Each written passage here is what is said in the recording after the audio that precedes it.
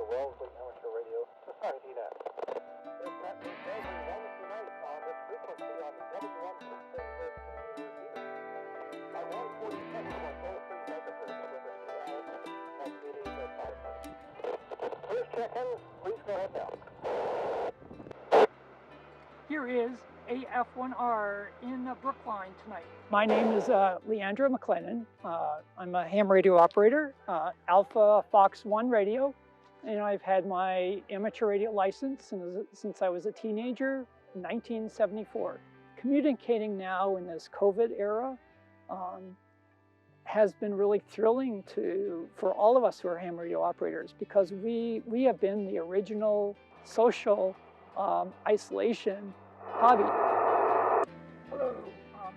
In the time of COVID-19, we all get some support from just talking to other people in the same spot. And things like nets are just a wonderful way to do it.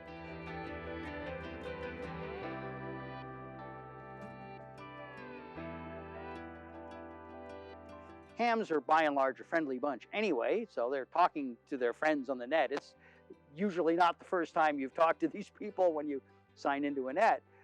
So I think there's a lot of mutual support going on. And my understanding is that the nets and the bands in general have been somewhat busier than they had been, in part because there are a lot of people stuck at home where their stations are, and in part because people are looking to touch the rest of humanity. Not much to tell here. Hunkering down like everybody else has.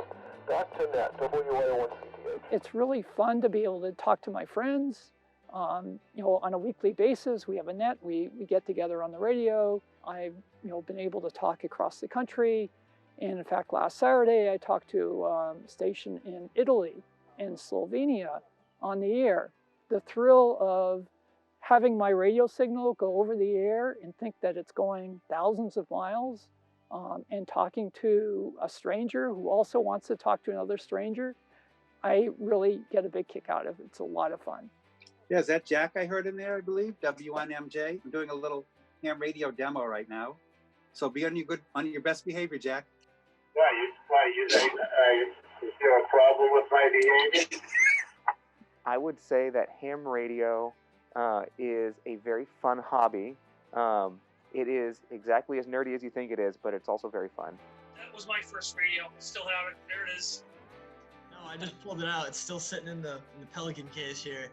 I just became part of the community as of about 2 weeks ago. I just got my call sign just last night, so I'm very new.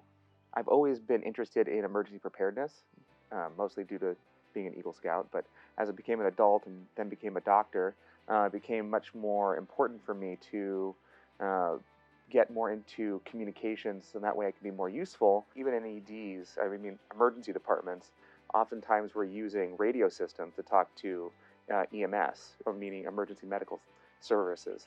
So radio is still used even in a hospital. Ham radio is always the last resort. When power fails, the cell towers go down, the ham radio equipment and operators will be there.